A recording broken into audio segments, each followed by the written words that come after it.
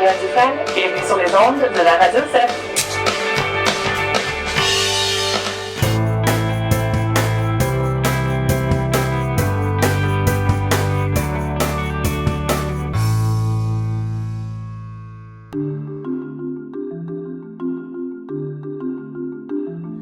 Les rendez-vous de la francophonie, en abrégé RVF, se tiennent du 1er au 31 mars 2024. Le thème de cette année, Découvrir aux éclats, se veut non seulement un clin d'œil à la tournée du monde des rendez-vous, mais aussi une occasion de souligner le rôle important des jeunes au sein de la francophonie canadienne. Depuis 1990, les francophones et les francophiles de tous les continents célèbrent chaque 20 mars la Journée internationale de la francophonie.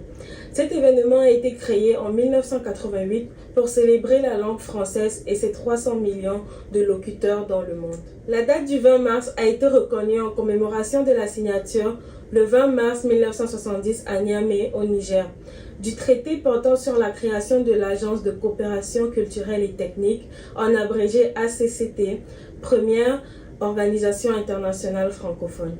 Aujourd'hui, nous recevons Madame Rita Durand, coordinatrice des services éducatifs et conseillère pédagogique au CEF. Pouvez-vous nous parler des activités prévues par le CEF entrant dans le cadre de la célébration du mois de la francophonie?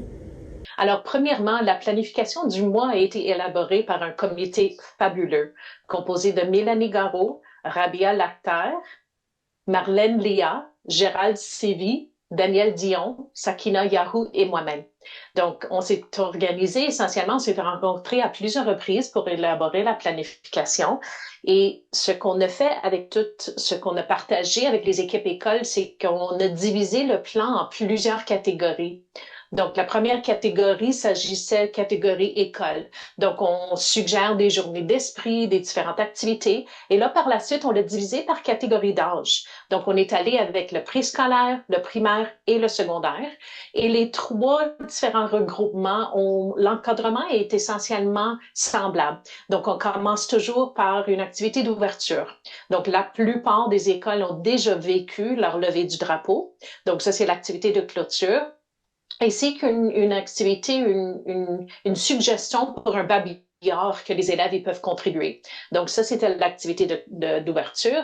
Ensuite, il y a une dizaine de choix d'activités pour chaque niveau scolaire en lien avec le thème de l'année.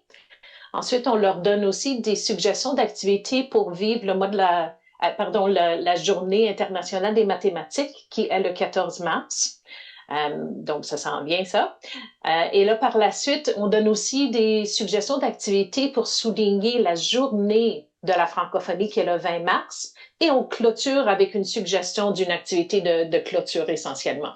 Donc, pour chacune des catégories d'âge, ils ont toutes sortes de différents choix d'activités pour être en mesure de vivre cette expérience. Et tout ça a été envoyé à travers des réseaux du SAP. Donc, tous les membres du SAP ont reçu, que ce soit les enseignants, les membres du personnel de soutien, les gens attachés au bureau. Alors, tout le monde a reçu essentiellement cette belle planification qui a été élaborée. Quelle est la particularité de la célébration de cette année par rapport aux autres années passées? Bien, à chaque année, il y a un nouveau thème qui est exploré. Donc, cette année, le thème est Découvrir aux éclats. Et le but de celui-là, c'est vraiment de jouer un petit peu avec l'expression idiomatique qu'on a, rire aux éclats.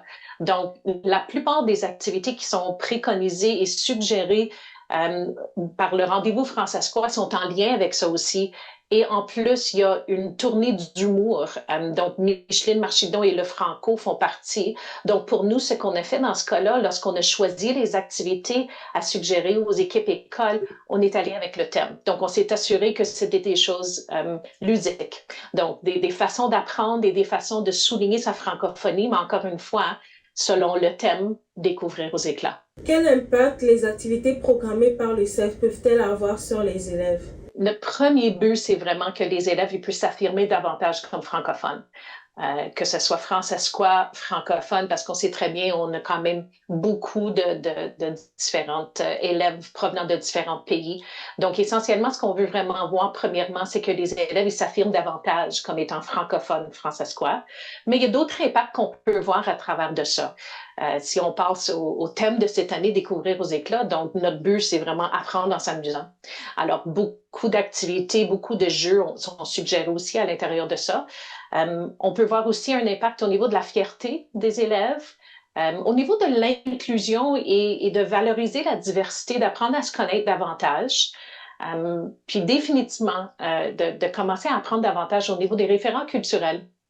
À l'intérieur des activités, ils vont découvrir des fois des gens avec lesquels qui peuvent quand même s'affirmer et de voir un petit peu comment que cette personne-là a vécu sa vie en français et comment que moi, je pourrais faire la même chose. Puis la dernière chose, mais comme de raison, on veut vraiment qu'ils aient la chance de faire des liens. Alors, d'apprendre à se connaître davantage, à connaître les autres gens avec lesquels ils côtoient à tous les jours aussi. Donc, ce sont les différents impacts qu'on voudrait voir au niveau de ce mois de la francophonie. D'accord, merci madame d'avoir répondu à notre invitation. Énormément plaisir et bon mois de la francophonie. Merci chers auditeurs et auditrices d'avoir écouté les ondes de la radio du CEF. Ici Safina et à la prochaine pour une autre émission.